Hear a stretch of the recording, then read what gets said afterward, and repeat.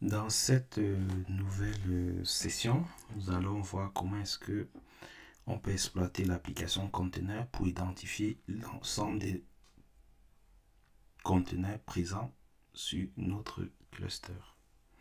Donc, comme toujours, on a notre launcher Dynatrace qui est là.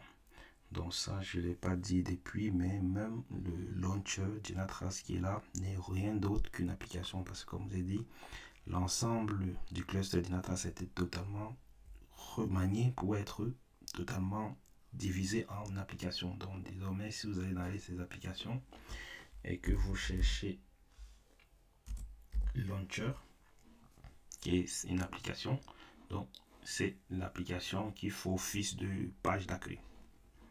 Donc on va aller sur l'application qui nous intéresse, ça c'était la petite parenthèse. Donc dans les applications, je prends Container. Donc lorsque je sélectionne Container, donc ça c'est l'application Dynatrace qui va nous permettre d'avoir une vision sur l'ensemble des conteneurs qui étaient identifiés. Quand je dis l'ensemble des conteneurs qui étaient identifiés, c'est que si vous avez un cluster Kubernetes, donc Kubernetes fait du conteneur, et donc du coup, le cluster va remonter.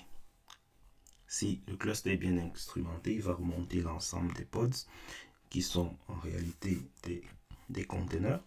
Et donc du coup, ça va remonter au niveau Kubernetes, mais l'application conteneur va pouvoir les rapatrier parce qu'il va les identifier comme étant des conteneurs.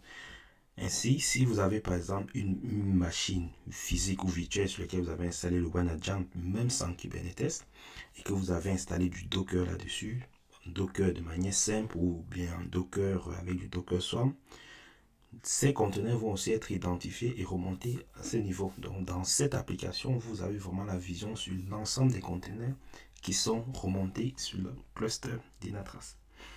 Pour cela, bien évidemment, comme toutes les applications du Dynatrace, vous pouvez faire des filtres pour pouvoir limiter le nombre de résultats affichés. Et donc du coup, quand vous êtes dans l'application, ici, vous avez les conteneurs groupes, le nom des conteneurs groupes.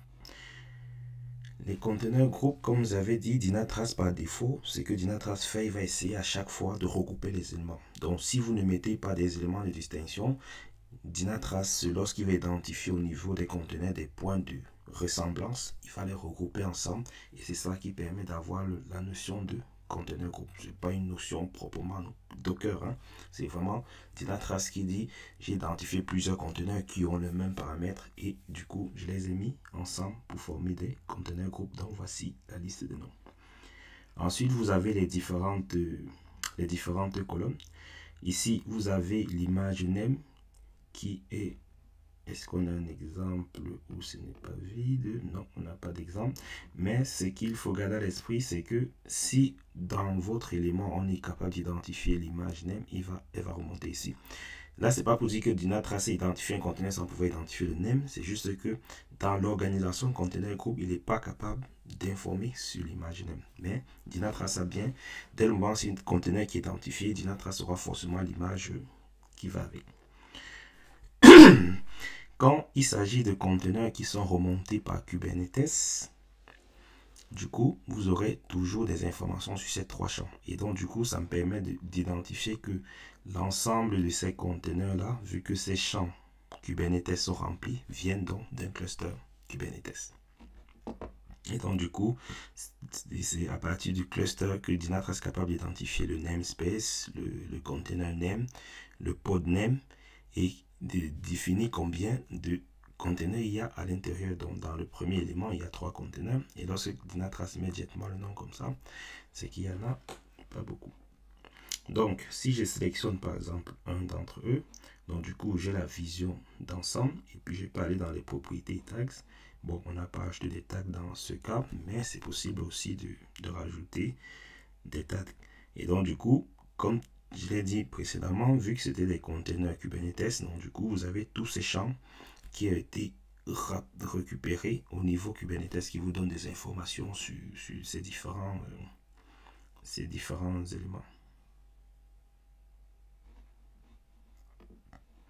Et donc, quand vous continuez à procéder, vous avez une section conteneur analysis et puis lorsque vous descendez ici, Vous voyez, vous êtes même capable d'identifier les hosts sur lesquels le conteneur tourne et bien évidemment les informations à propos des consommations. Au niveau process, vous êtes aussi, Dynatrace aussi capable de vous remonter les process qui vont être utilisés, bien évidemment, les données plutôt orientées,